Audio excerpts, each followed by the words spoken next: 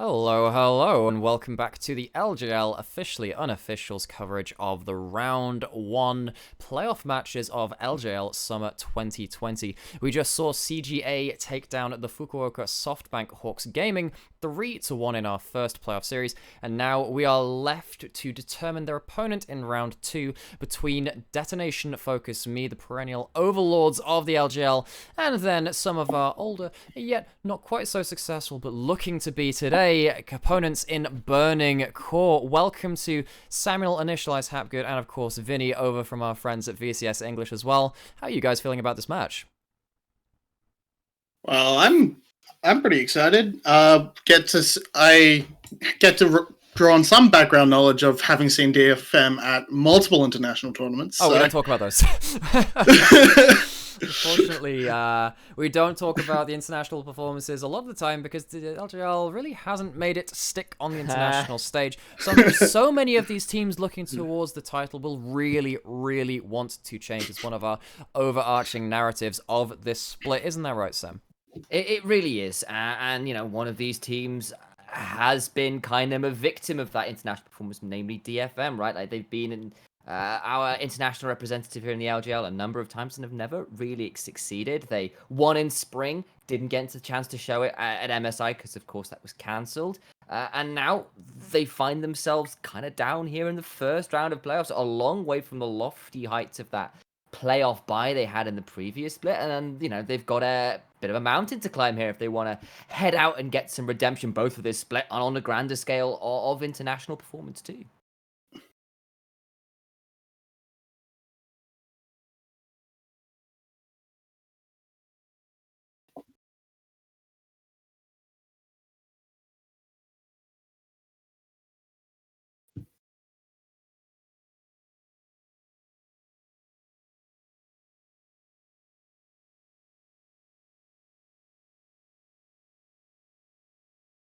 Give me 1 second. My sound isn't working. Sorry, I muted my mic. That's very unfortunate. Okay, right. So what I was saying is that DFM are really good at domestically, maybe not internationally. They do have that class, as we talk about form being temporary, yes. Class is forever. So Sam, form not so good for DFM. Do you think they can come back? I think they probably will if the last few games have been something to prove by. Like, they haven't been perfect. They have been sloppy, particularly in closing out games. But those mid-game objective fights that looked so desynced for DFM looked a lot more cohesive over the last few games. So I think at the very least, they're going to come in and look like they have something to play with. Okay, and so on the other side of that, of course, we have Burning Core. We can't just talk about DetonatioN FocusMe for forever. These guys have kind of, for the longest time, being once and friends. This carry jungler who has done some Herculean efforts, being Atlas, the man who held up the world, that one Titan, and he has a lot to show in this series in particular, doesn't he? Yeah, he absolutely does. He is the only player on their team who has been in a best of series before, or at least a best of 5. So he is going to have to really rally his team around him and put them on his shoulders he's going to have to be a leader mostly, because there are good players on Burning Core. Ray Farkey is probably one of their stars. Proud is also one of the few. He's also put up worldwide. Good performances. Yes, and he has looked brilliant on that pick. But yeah, they're still quite new. They're still newish players. They haven't got the experience that DFM has, certainly. So they're going to have to look for ones to guide them through this. Yeah, and especially if they start losing games. Oh, sure. Yeah, no, there's very much something to be said about the mental factor in a best of 5. We saw CGA managing to close it out in Game 4 after losing one, but I mean, the reverse sweep is a well-known phenomenon, and some leadership can be helpful in those situations. Proud, of course, has been a pro for a little while. He was back on a Freak of Freaks in the LCK for a little while, but kind of moving off away from the individual players and back more to the team perspective. We know we're on patch 10.16 today. We saw that from CGA and Fukuoka SoftBank Hawks Gaming. Sam, I want to throw this over to you, because, of course, you've had a lot of thoughts on Burning Core throughout the split. I know you've delved quite deep on them at times. Who do you think this patch really favors? It's It's an interesting one in that I feel that particularly around the mid lane, we are seeing a kind of global trend towards more control mages, and that sort of slightly more controlled zoning style from the mid lane is probably a good boon for DFM, who we know like to play around their objectives with their kind of zone control. They're like their Heimerdinger turrets, their Azir soldiers, their Crescendum turrets when Aphelios was a thing. And they play around areas of zone control very well. And at least from what we've seen a little globally, I wonder whether that could be something to play out here. Then again, of course, it's not like Once and Rayfarki haven't broken open metas themselves before, so they've definitely got ways to play at Burning Core. Okay, so I can see that, the mainstream's flicking over to the casters, so we're probably heading towards our champion select sooner rather than later, so I'm not going to beat around the bush too much longer. Spin me a story, guys. Your team, this one team has won today, and it was for this reason. Vinny, what story are you going to tell me? Is it one of Detonation FocusMe or one of Burning Core? It's gonna be one of Detonation FocusMe. You can talk about how they're back in the best of 5 record. They're gonna rely on their veterancy. Seros' signature champion Ziggs, or at least what I think of him as a signature champion, has been buffed. Well, and Heimerdinger, but the Ziggs is buffed, so he's gonna be feeling good about himself. It's probably gonna be banned.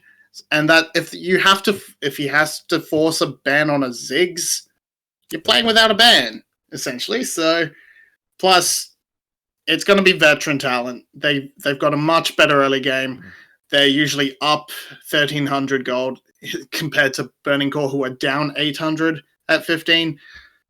Gonna see DFM just play around the dragons, beat them early, and rely. And when they get one win, they're gonna have that mental edge to push them over. Okay, and of course in the last series, which I just cast myself and my vocal cords are still recovering from, we saw that the early game is, of course, very, very important. You get yourself up to a large enough early game lead, and it's very hard to team fight your way back from any kind of that deficit. But Sam, we get to hear your story, Sam. What tale are you telling me today? This is a tale of fireworks. Fireworks in the top lane with the likes of Jax, of Hecarim being buffed. We know that Camille is strong right now.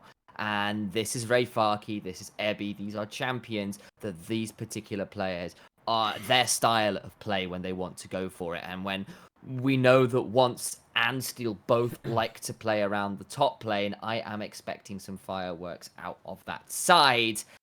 Problem is, there is a hidden knife in the dark, and that is Gang and Utapon on the bot lane, who I just think are going to have a bit of a lane advantage versus the slightly more troubled split of Yuhi in the bot lane, who has been one of Burning Core, weaker players. And of course, we have had a lot of comments about Yuhi and how he's been a good Aphelios, but not much besides that. I think that actually, in fairness, we do hold ourselves accountable. His Senna and his Ashe have been good. They've been pretty good. He has been holding the line much better on those picks in the recent couple of weeks than he had done before that.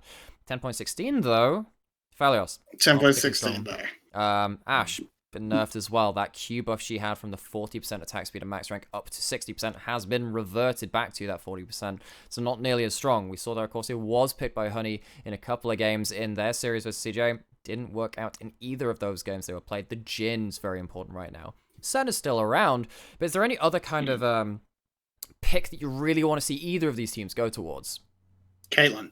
Yeah. Of course, Caitlyn. It's gonna be banned. Next.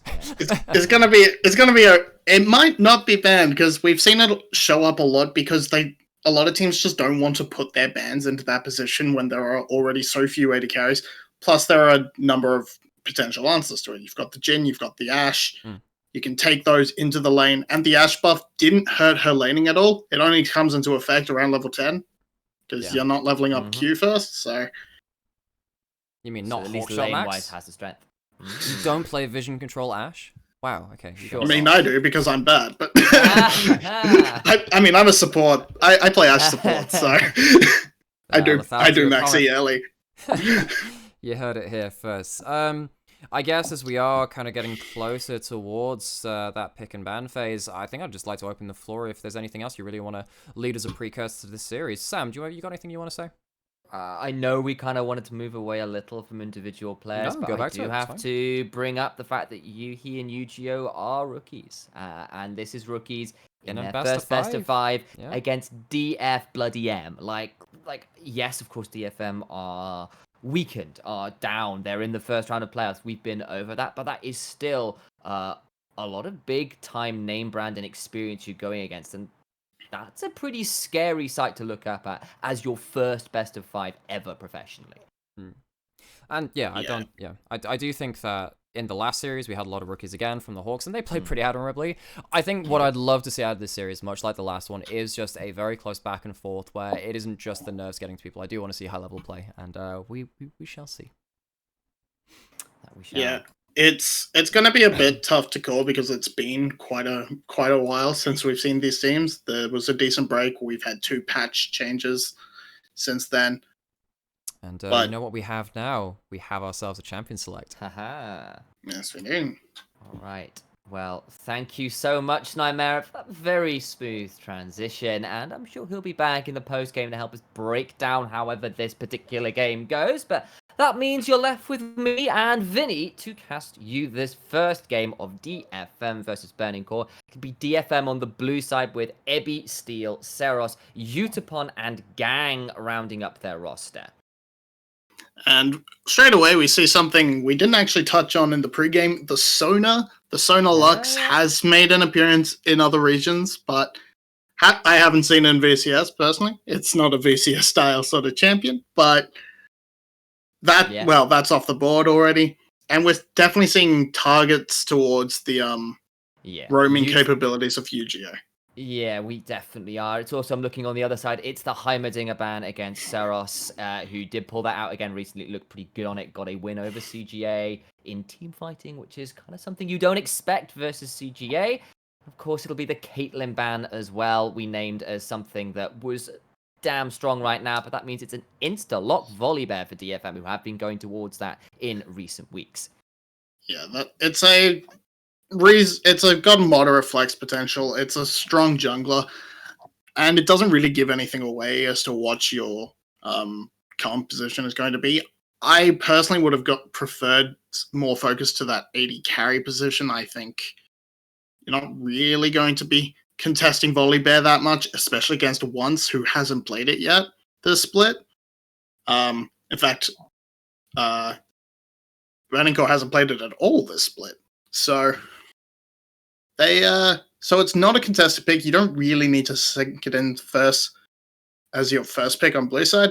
It's going to be matched with the Graves, which, much more. And there it is. Okay, focus. And there's your first support. Round, Lux locked in. Of course, I suppose it is possible that this pick is flexed, and it's not the AD carry pick as well, which is worth pointing out, which I'm sure DFM was sort of angling towards maybe getting a bit of a counter pick in that bot side for Utapon, who has been so strong recently. Looking like they might go towards a Senna here at DFM. It will be locked in as the timer is run down. See what they go for as their second pick. Might go towards a support themselves, unless, of course, that Senna is exactly that. And curious to what you would like to see picked here, Vinny. The main issue with Senna, I mean, actually, I don't know. Senna into Lux is kind of rough. You're sort of thinking you have to lock your support here now. But most of the ones you'd usually lock with Senna aren't super great into that Lux. So they're going to go for the Bard, which is sort of a tier 2 Senna support. So we will see how that double range, double binding, so some room there. One of those things where, like, if you can do some damage versus Lux, you're in a great place. If Lux catches you with a binding, you're in a not so great place. So could definitely be a bit of a volatile lane matchup. It will be the Ezreal locked in for Yuhi. He has gone towards that as kind of the third pick, really, in recent weeks behind the Ashe and the Senna for him. But he's never really wildly impressed us on that champion. Now he's locked in with the Lux around him as well. Definitely room to play that lane a little bit more aggressively if they want.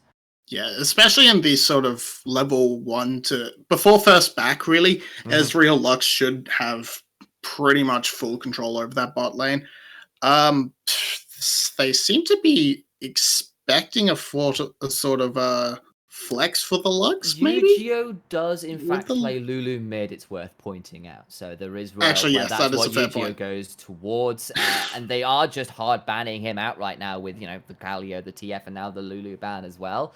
Zig's ban comes out against Seros. You called it out earlier. DeMonte over in the LCS as well was pulling that out. And Seros was playing it before it was buffed. So, what a surprise. Yeah, he was playing it when it was kind of trash. So and he's very, very good at just like pulling off some ridiculous satchel plays, if nothing else, bouncing people around into kill combos. Definitely something he's got a lot of practice on, but he's just not going to get the chance this time out. And we could see something. I mean, he is on blue, so he's probably looking to be. He's probably going to have to blind pick, so we might see just something simple like the Syndra, the Callista locked in. Sorry, the Camille. I was thinking, wow, that's why I misread that one. That is a big takeaway from Ebby as well, who's looked really good on it. Ray Farkey is a big-time carry top laner, so not a surprise to see him go towards the Camille. Has played it a number of times before. See what DFM want to lock in. Steel has put a lot of time into Nidalee. Looks pretty good on the champion, generally speaking. It's good setup with the Volibear if that's where that champion is going. And chances are it is with the Nidalee locked in. And now it's the mid laner that we're expecting out of DFM here, unless there's some real shenanigans going on in the draft. So, I mean, the Nidalee is a great pick into the Graves. Yes, we see a Nico. Very much a sort of, shove wave, run to the sideline sort of champion. I don't know if we've seen much. Apparently it's kind of a serious pick, but hasn't played it this season. Yeah, he's definitely played it a lot before in patches and seasons past. Seros does like the Nico when he can get a chance with the buffs in 10-16, I believe, that champion. Not a surprise entirely to see it come out. Response, so was the Zoe, and we've now kind of seen our comps here. It's no frontline really for Burning Core, but a lot of long-range poke and lockdown with the 4, and then of course the Camille splitting on the side. DFM, a little bit more of a 5-man comp with the Volibear and the Nico leading the charge. I'm not a huge fan of the Nidalee pick. I was going to touch on before. It's great into Graves, sure. You can match him in the jungle in terms of speed. You apply that pressure. And combined with the Volibear, yes, you have that kill potential in the top lane with ganks. But I feel like there was much better options than just taking Volibear into Camille. So you'd rather seen that flex to the jungle and then seen something else up into the Camille. Yeah, I think put Volibear jungle, and then because sure you lose out in farm, but you're not gonna lose out in pressure. You have much better gank potential. You scale better. You don't become worthless after 15 minutes. And then you can just maybe play something like the Jax or something. Or not Renekton, that was bad, but something that can actually keep the Camille down. Now, granted, Camille isn't all that strong without the Galio to go with her, so maybe it won't be too bad. But yeah. I also want to call attention to a particular summoner spell that once went for as well. That sort of flash on Graves. That will be an ignite. He's running as well. So I know you said, Nidalee can play pretty well into the Graves. He's got the range advantage. You can catch him out of places and can be quick up in the farm. Add an ignite into the equation and things get a little bit dicey. We'll be interested to see how that particular matchup goes, and of course, it would be once of all people running Ignite in the jungle on Graves. Yeah, I've seen a bit of this Ignite Graves, and it means you have much more potential to snowball early if you can catch out enemy junglers or people or supports in rotation. But you, if you get caught, you're just dead. You're just dead. At best, one way it's a of putting 1-for-1. Yeah, you either are the barbecue or you get barbecued. It's one way or the other, and yeah, I'm seeing again like the DFM have got that front line, and if they can find their way to 5v5 with the Nico finding engages and the like, tempered fates, it all looks pretty good for them. But there's a world where the Camille in the Grave start causing some chaos in side lanes and in the jungle. Got a few stats on screen here as well, and this probably tells a bit of a story. Look at the XP differentials here at 10 minutes and at 15. It is a pretty big difference for DFM, who, while they've definitely struggled generally in this split, their early games have still been pretty strong, all things said and done. It's just been those mid to late games where they've started throwing away their advantages. Yeah, and that's the caliber of player coming in. I mean, you have multiple time Worlds and MSI attendees on the roster. You have just so much experience and talent on that. The early game should be going your way most of the time. You'd hope. And and you can see they play a very much more controlled game than Burning Core does. They are they're quite a bit slower. They have more kills in the early game, like pre 10 minutes, but after that they fall off quite a bit compared to Burning Core. They don't have to rely on trying to get those kills to sort of come ahead, and potentially they just avoid more fights when they're behind. Yeah, I mean that's absolutely true. And even then, like, it's also been a point that when they picked bad fights, frankly, Vinny, around second Herald, third Drake, they go for a fight, lose it, and then just don't really have options back into games, or didn't at least used to. It's gotten a little better in the last few games, but it's a very small sample size, and that definitely has raised some concerns, and rightly so. This is DFM's worst split ever. They have never had a lower than an 80% win rate in the regular season, which is pretty absurd. They're down here at 50%, or they were 50%, and then they added the tiebreaker to just go above it. They're against Burning Core here as well, who have taken some big shots against some of the bigger teams over particularly Super Week as well. Like, these guys are coming in, and Once and Ray Farkey have put themselves in a position where they can carry, where they can come in, and I am really sad to say that Once has switched his Ignite out. How dare he do that to me after the screens changed? He's gone for the coward route. I was expecting Ignite, and I was expecting to have a lot of fun with that. Yeah, so I don't know. I kind of don't know why he did that. That he has a good amount of setup within his lane, so he can get in there and make use of that Ignite. Thank you, Vinny. You're here from the VCS, of course, and that's the kind of attitude I wanted you to bring to this cast. Why is he not running Ignite, ladies and gentlemen? We just don't know. Clearly, just doesn't know what he's doing. Why? Because he's a normie. That's simply it. All right, that's the way to phrase it. Yeah. Oh dear. Calf to flame, but no flame in game, and that's a real shame for all involved. What isn't normal is actually, I don't know how normal it is on the recent patch, is the fleet footwork. You get a bit of a healthy clear, but you don't have that potential outplay from the phase rush. So yeah, I guess it gets you towards the precision tree, but it's not. It's normal enough, I guess, in solo queue, even if the phase rush has been the go-to in pro for kind of a while now, and you've still got that kiting potential, even if it's not as extreme as it is with phase rush. And it also does speed up. Yeah, it's probably what you'd expect in terms of a fan vote, considering DFM, one of the most storied rosters. Yeah, they are the LJL, SKT, G2, Fnatic, TSM. You name a big team from another region, DFM are kind of the mirror here in the LJL. Burning Core on the other side are looking to trust in Blitzcrank AI bot, suggesting they've got about a 53% chance to win here. Pretty good stats, I suppose, off 2 minutes into the game. And it should be able to, and you can sort of see why. DFM's main strength has been their early game, but with the sort of lineup they've got, Burning Core has a good chance to actually win that early game. They're already drawing to a small CS leads in most of their lanes. in the both side lanes in particular. So and if DFM can't have that strong early game to carry them through, maybe they just fall apart with their poor mid to late game decision making. Now, of course, it's been a while. Maybe they fixed that up.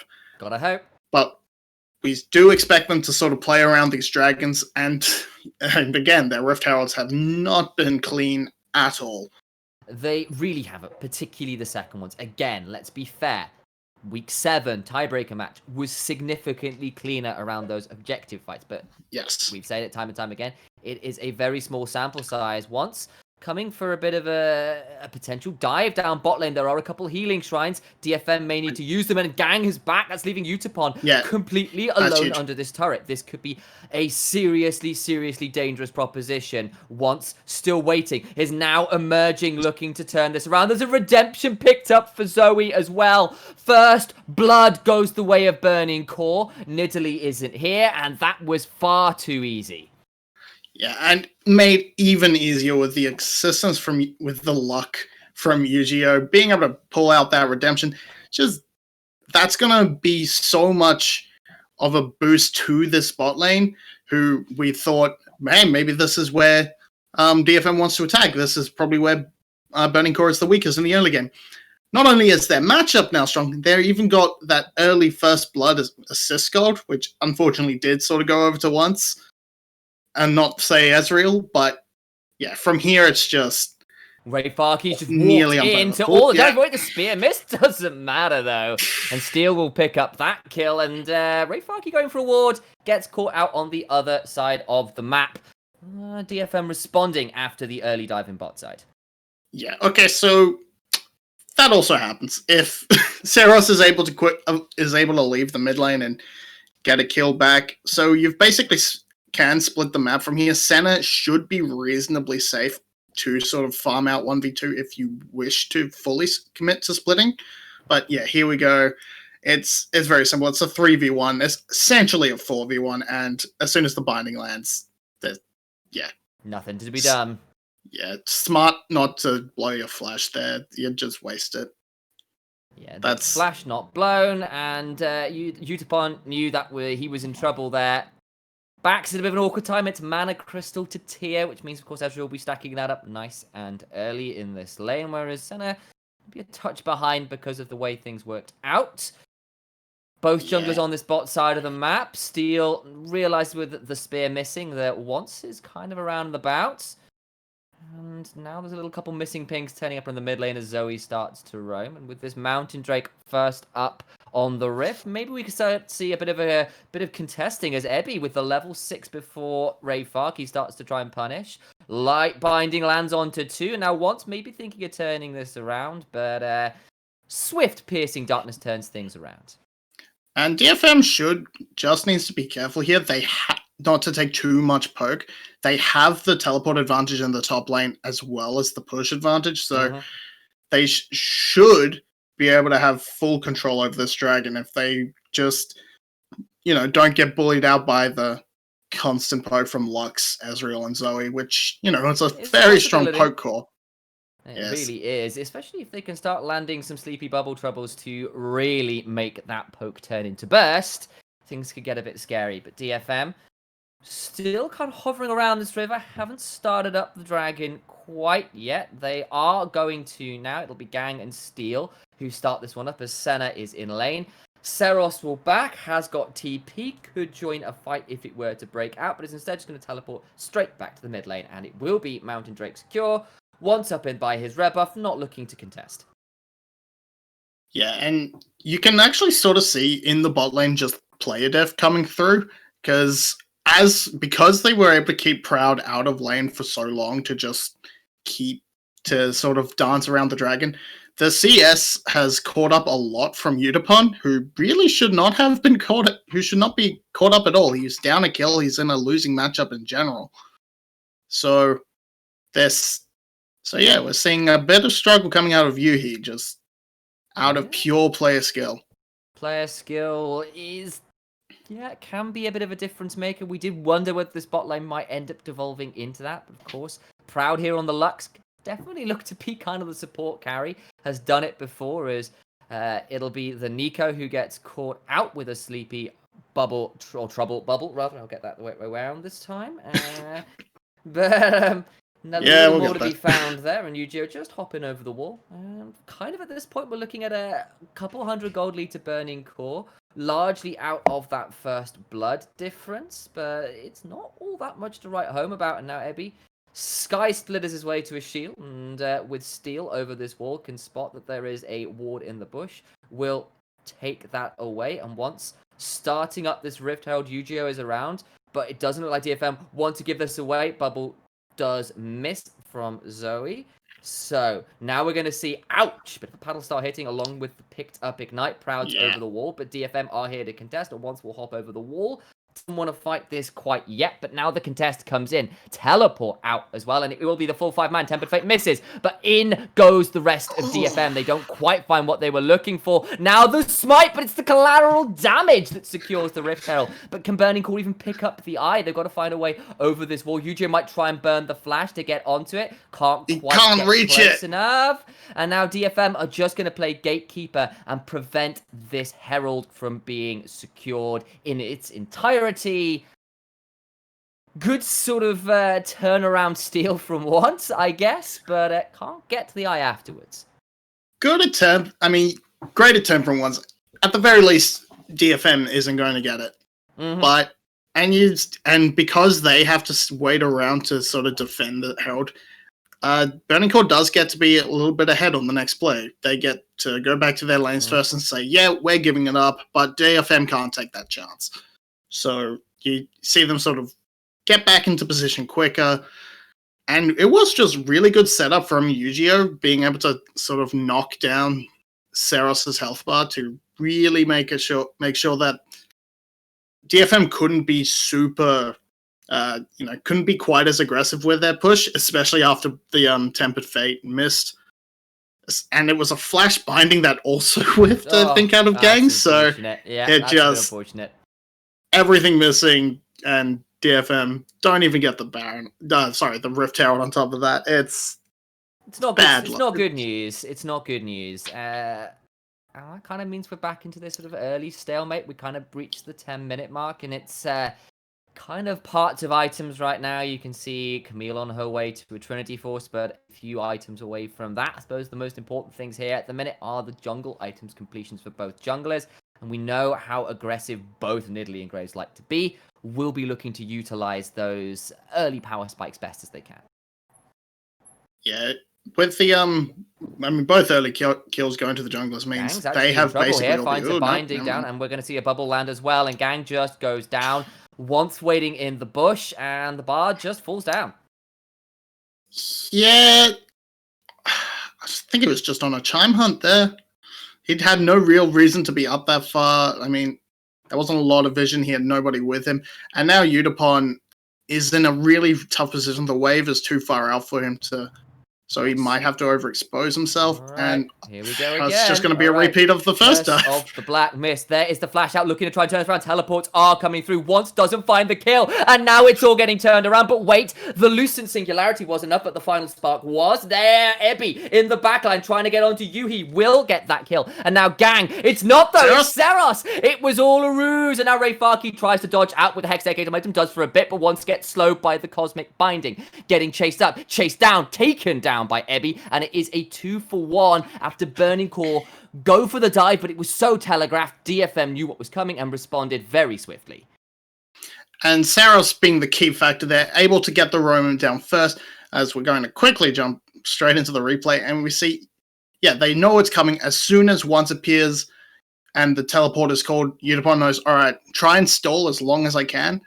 He manages to survive long enough, but just for Evie to arrive, unfortunately falls to the final spark, and then it almost looks bad. It almost looks like they're not going to get Yuhi, but from here the Tangle Barbs into the exhaust and the slow from Gang is just a nice double kill for Evie to get the most out of his teleport. The first real teleport we've seen out of him this game. A lot of flashes blown by pretty much everybody there. Ebby and Steel still have theirs, and Yu-Gi-Oh has his, but that's pretty much it as far as combat summoners go right now, and that might be a big deal as this Infernal Drake is now live. DFM starting it up with the spear from Nidalee, but once is around to contest. Going to look to try and get in here. Has to be a little careful not to get caught out, especially as Ebby now steps forward. Takes a lot of damage, does once, and now he's being forced way back, and the Infernal Drake will be secure. Bubble misses from Zoe through the wall at the back end. Final Spark only does a little bit of damage at the back end of that. Nothing to really write home about, and now DFM will rotate back down towards this bot lane, having secured the second Drake of the game. Don't really think anyone on DFM was low enough for that ult to really get them. Getting a bit hypey there. Yeah. But Once is very lucky that they just decided to go all in on the dragon, because that very easily could have been a kill into a dragon if DFM had chosen that way. But as it is, DFM's a setup for the dragon snowball. They might begin this Cloud Rift, and this Cloud Rift is excellent for a couple of these champions. I mean, CDR is nice for everyone, but Nico loves it. Volibear loves it. Volibear loves it. Bard, Tempered Fates more often sounds pretty good there, but never mind that. Ebby is going to find himself in a cage. Going to Sky Splitter and try and play the 2v1. Does manage to ult out, but now has to run away. Rayfarkian once still looking to dive. Flash in. Does not find the kill. That's going to be a sad one for Burning Core. And yeah, it was very close, but the W from Camille not landing meant the slow just they weren't able to keep him close enough. He was able to run off. But that does give them good pressure to set up for the second Herald, which could be DFM's undoing if history holds true. Well, it's definitely a bit of a nervous moment for any DFM fan out there. This is the moment, guys. 15 minutes where DFM start to throw away leads. They only have about a 200 gold lead at this point. That said, once had to recall after that kind of failed attempt at a kill onto Ebby, so maybe they feel they have enough time to get in here and start this up. They've got vision control, but Burning Core are going to come over and contest. Utapon's not here, but has teleport. It's worth mentioning. Bubble lands onto the Herald, but no, it's just going to be DFM picking it up, and Burning Core can't contest. And they should hopefully be able to convert that into the first tower. I would like to see it just sort of dropped, possibly top, and just try and get Evie even further ahead and make him big, beefy, and unkillable. So Burning Core really struggles in later objective fights. Once gone very deep here. Had to smite. He's just found his way out. Careful, buddy. buddy. Going for Krug invade and found a Senna, and that wasn't as fun as he thought it might be. As you're right, here is Ebby shoving up this top side. Steel is here as well, and the Herald and inventory. Maybe you're a prophet, my friend. I think we might be seeing a Rift Herald summoned very shortly. Yeah, I mean, Rayfarki, be careful. Don't eat spears. They are not good for your health. And it looks like they might not need to. Let me close to the tower. Yeah, and they're not even going to need the Herald. So now they can just drop it mid or something and get that pressure for the third dragon. That's not very good courtly etiquette. Normally you need a herald to announce your arrival, and instead Ebby just takes it without it. That's very rude. Someone out there in medieval times would have been extremely offended. Seros finds a smokescreen to the face, but he's got a GLP and Glacial Augment to be completely safe. I don't think you need a herald to announce a big bear. I mean... Most people tend to notice. Land of Runeterra, like this is maybe you do. This is a demigod, man. I think of all people, there's like royalty, and then above that's like divinity. Surely that counts as something that would require a herald. I mean, sure. I think I'm coming more from the stage that you tend to notice a bear, a big bear that shoots lightning from its hands. Yeah, like you may have a point, but that's kind of neither here nor there. You could be even more noticeable with a herald, like. It's sort of like, well, I could just be really loud as a rock band, but I could have pyrotechnics too. And, you know, what rock band doesn't want pyrotechnics? What bear doesn't want a herald to announce their lightning claws? Come on, man. Get with the program. Yeah, you know what? Fair. I'll take that. I can definitely say if I was a bear, I would want someone to announce my presence. Yeah, I think. I'm well with you. We've discovered this today. If I was Volley Bear, I was a ginormous polar bear of lightning and doom. I would want a herald to announce my presence. DFM though might be looking to not announce their presence as they maybe catch people out, but might have revealed themselves a little too early there, and probably wise with the Mystic Shot pairing up some attention, and Seros's clone makes one's back away, but instead DFM have got a herald and a half health tower in mid lane. Yeah, and they're gonna quickly drop their herald to force Burning Call to react and give up either the dragon or the turret, and possibly both in this case, because they and this will put them onto Soul Point, which of course it's Cloud Soul. It's not the most important. That was kind of close. Close. We might see a Tempered Fate does catch out onto Proud, but nothing more to be found for a Tangle Bob. But wait, the Hextech ultimatum is onto Utapon, but there is a Railgun that buys time and a shield, and Burning Core can't make the engage stick.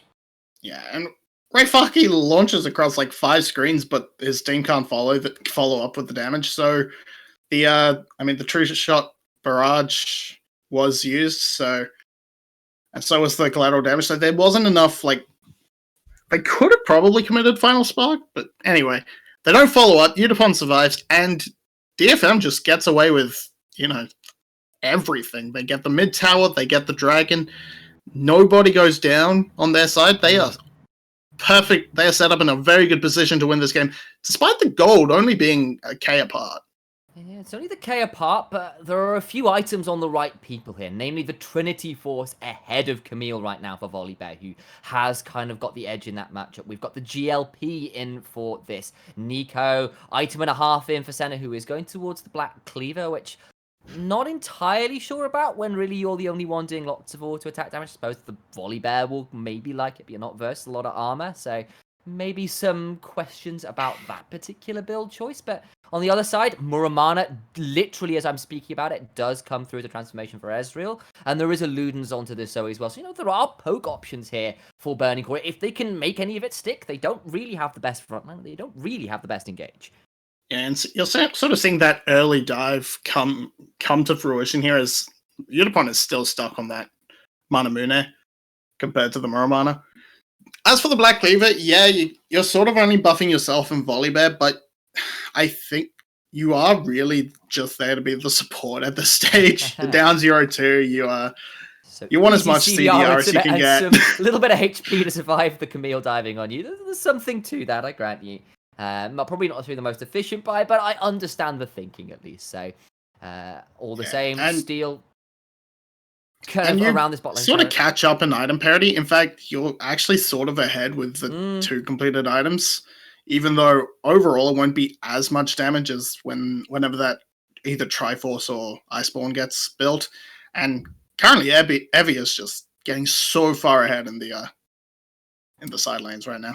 He is, and he's been doing this on Volley Bear quite a lot as late. He just plays these side lanes so aggressively. It's come back to bite him when DFM haven't been playing around him at this point in the game, but for now at least, it's earned him another tower. It's earned DFM up to about 2,000 gold until what looks like this top tower is shortly to fall in favor of Burning Core. But the big difference maker right now, as far as super differences, is just in that Drake stacking, right? It is 3 Drakes to none right now is Volley Bear going on to Yuhi. The Stormbringer is here, and the Ezreal just gets absolutely annihilated as Steel and a Railgun come along to finish that one up as well. And if they can't interrupt Yuzio, but if they did, that might have been the call to turn to Baron. As for Yuhi, he's just sort of caught in rotation. I don't really know why he was there. Maybe just trying to farm some chickens or something, or get the red buff. We'll have a replay, I'm sure, so we might get a catch it. But I mean, like, that was flash ult from Ebby over a wall, so maybe just wasn't expecting a Volley Bear to turn up and interrupt a bit. Yeah, that is fair. I mean, that's the reason you need the Herald, man. He's expecting this announced of the bear. He's a surprise bear, man. It's horrifying. I mean, he is a polar bear. They are known for their stealth. That's true. I mean, this is a green rift. It's not exactly it's not like the Arctic wastes here. Yeah, that's true. You're not incorrect, but I don't know if you're entirely correct either. Oh, this is where this cast evolved to a little bit there. But, actually, DFM right now are going to feel pretty happy about that. It's still only about 1,500 gold lead, all not that much to write home about. But at least in terms of momentum, DFM are going to feel fairly happy about that. About a minute or so to this Drake, you can see the grey hourglass in the Dragon Pit, which is kind of telling us that. But it is fairly close. There is a Ghost Blade onto this Graves, who's definitely got a lot of damage. It's a Trinity Force in for Camille. There's a world where you catch someone as Burning Core and they do get absolutely blown up. Yes, especially with Zoe coming in, got the double penetration items. I mean, as we all know, we hope she goes straight towards the third item instead of finishing that. Though, against this comp, you've got against the Bard in Italy and the Senna, it's probably not that bad to finish off your Morelos. DFM aren't caring about Soul here, by the way, Vinny. They've just decided they're going to trade it for a top tier 2 and half the inhibitor turret health, deciding that the way they're going to play this is they're kind of the 1-3-1, Seros in one side, Ebby in the other, and just try and split the map up. Burning Core, I've got the Camille, which can definitely answer one of them, but I don't think it's necessarily the best options from the other laners to come and answer that with only the one real teleport. Well, no teleport, rather, on the mid lane. They've got, of course, Ezreal with the TP, but not sure you want that in the side lane, generally speaking. Yeah, so while I don't hate the idea, in fact, I actually quite like the idea of you have 3 points. You on that soul point. You have 3 opportunities to let Burning Core just take a dragon and then trade that for something else. I don't know if this was exactly the right sort of trade. If you traded that dragon for a Baron, perfect. That's exactly what you want. Just for 1 turret and a little bit of inhibitor turret damage, which is going to regen a little bit, yeah, probably not worth. And I mean, it does stall Elder, I suppose, is the other thing there. Maybe DFM just don't want that as a lose condition, I suppose, is the other thing as well. Maybe they just don't value the Cloud Soul super highly right now, which I guess I can understand the theory of, even if you're right. Turret for Dragon is not necessarily the best trade. Proud will be fired by the spooky ghosts, and that is the joy of running this Glacial Nico, right? You get free scouting, and being able to play off of vision is so much harder versus that particular item. Yeah, it's just great. I really like Nico. I wish we saw her more. I don't really know why she's so undervalued, but she is, as we see, actually, I can tell you that. DFM is definitely DFM is starting up the Baron, and there doesn't seem to be too much reaction coming out. They've spotted. I think they figured it out with that bubble. It's going down about half HP. Want is just about around the corner, but is now on vision. DFM coming over the wall, but it's Ebby who finds Want, and it's the surprise bear one more time. But the Graves running away will take a heal as well to increase the speed up. And now DFM looking to try and find something in the back end of it. Look at Ray Farkey, though, down by the mid lane. It's going to be spotted out by a trap, and that's a sleepy bubble. But there is a Mikhail's to make sure that Utapon is just fine. Now DFM will pull back away, having burned a couple summoners, but not a lot else.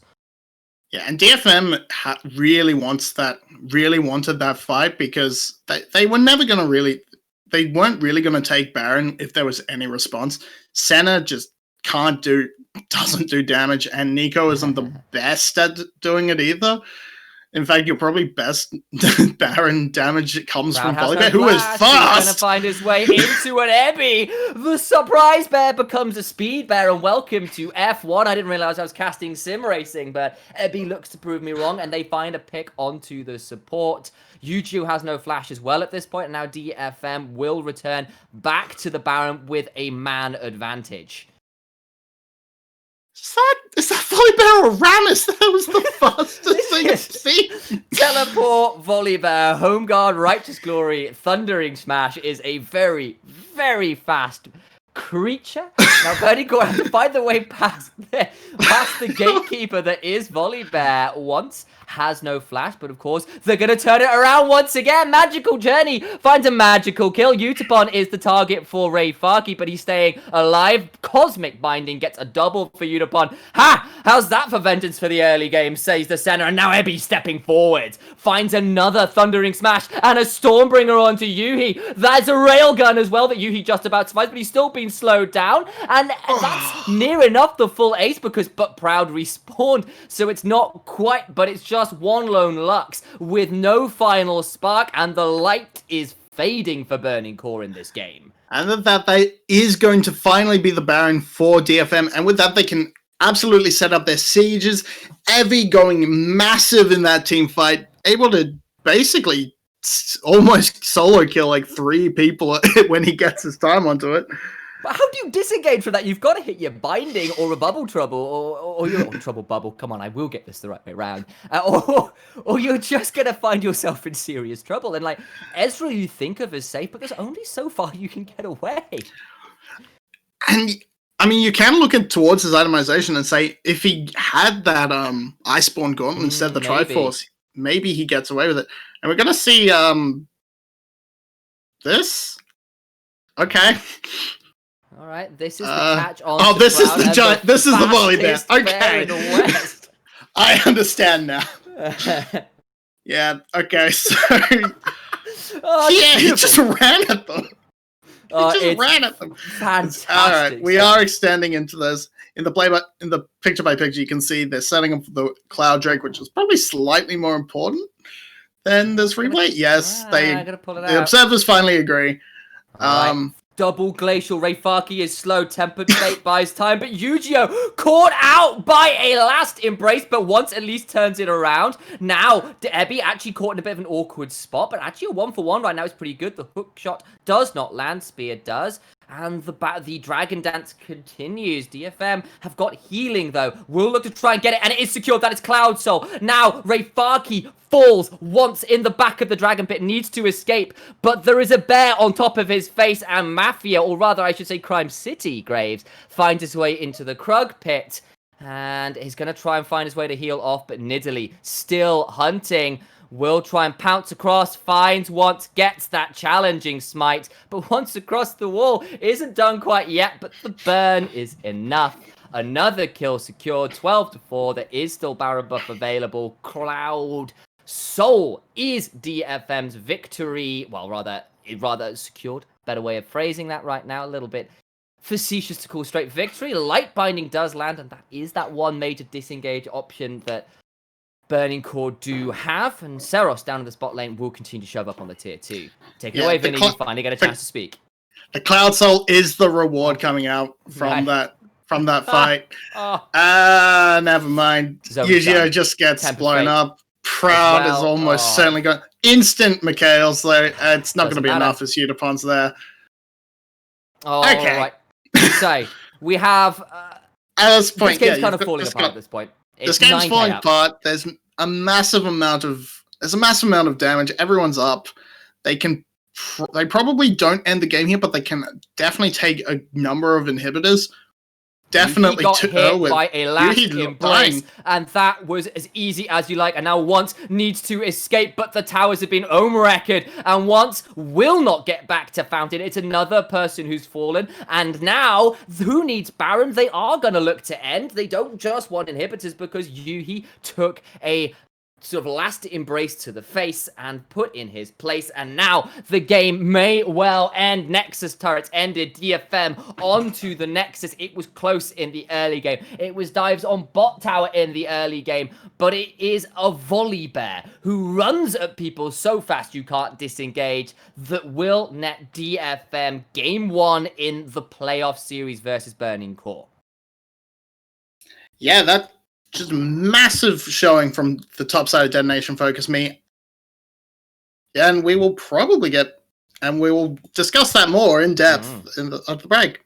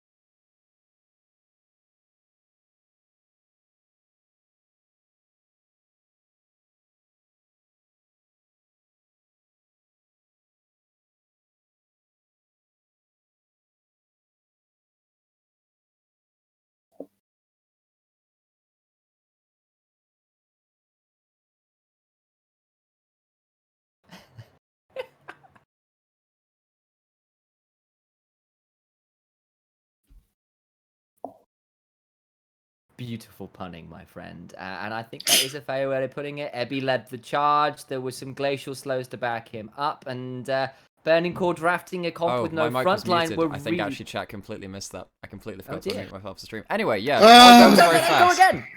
It's okay, Volley Bear fine. was very Well, fast. I mean, they heard what you were saying, but yes, Volley Bear was very okay. strong. Keep going. And, you know, this was Burning Core with no front line versus DFM with a lot of catch potential.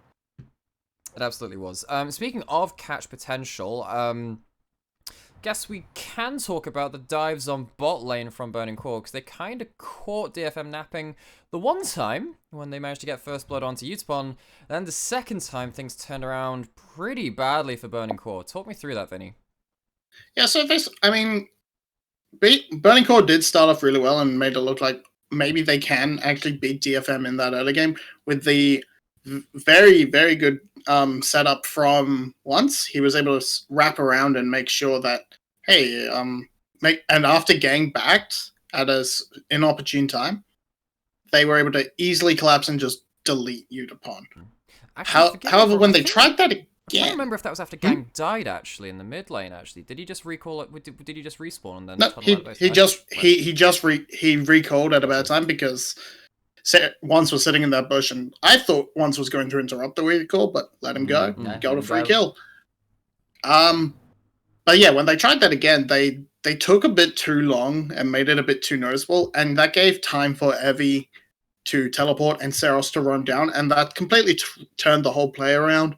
Got Evie a double kill, got the bear really far ahead, and meant that, yeah, and it meant that Burning Core's one main point of strength was just shut down. And even throughout that, and speaking of Burning Core's and even throughout that, strength, just kind of moving on very quickly because we've got a couple things to cover. It did kind of feel like it was just kind of Once putting out the better part of Burning Core's resistance in this game. Proud, I think, was an honorable mention too, but everyone else is very quiet. Wouldn't you agree, or am I completely wrong? I agree, but I will also say that part of it was a kind of what do we do question for Burning Core. Like, they were forced into fighting around Barons and Drakes where their poke wasn't really online yet, and anytime they stepped forward to find poke, they were taking Twin Shadows to the face, and then Ebby would run at them with a teleport and a Righteous Glory, so they could never keep the distance and poke out the way they wanted to. And I think there was something of a team comp problem for Burning Core when they couldn't play to their win conditions purely because they couldn't keep the distance to actually do any damage. And there was also, some mechanical errors too. Yuhi on that Ezreal, despite having a Mikhail's Flash and Arcane Shift, was getting caught fairly regularly, frankly. I think he ended up 0, 4, and 3, which is not okay when you're supposed to be one of the main carries on the squad. Yeah, and I think that one of the big differences for me was that DFM rarely showed an opening to be attacked in that same way. DFM had very good map awareness. We saw that in the second dive. We already talked about that. I mean, we saw Rayfarky diving onto Utapon several times throughout the game. Didn't really end up netting themselves much. So I do want to praise Utapon for his own recovery in that game after being dove several times. But DFM really stepped up as a unit. Yeah. I mean, you can definitely point towards the draft and say, this poke comp is really hard to play from behind, and they fell behind quite early, and the part that got ahead wasn't just your standard other carries are ahead so we can just rain poke down. It was the front line, and when the front line gets on top of the poke comp hasn't got enough peel, and they just get blown apart by the big bear in the background. Which, yeah, it's... Yes, they could have played it. They could have played it better. As players like Yuhi and stuff definitely shouldn't have been caught out as much. But overall, it was mostly DFM reacting well and just playing better. Like, even with the dives, you saw Yuhi was actually Utapon was keeping even in farm with Yuhi. So that shouldn't be happening when your center's 0-2. that and your bard's roaming off all the place, right? You get dove twice on bot lane, left alone, and still even in farm. I think that's partly praise to Utapon, partly bit of an awkward moment for Yuhi. just gonna wrap things up there if that's okay, guys, because obviously game 1 is done, but it is a best of 5. We are blessed today with so many games of League of Legends, and we will have a second game of Detonation FocusMe versus Burning Core coming right at you after this break.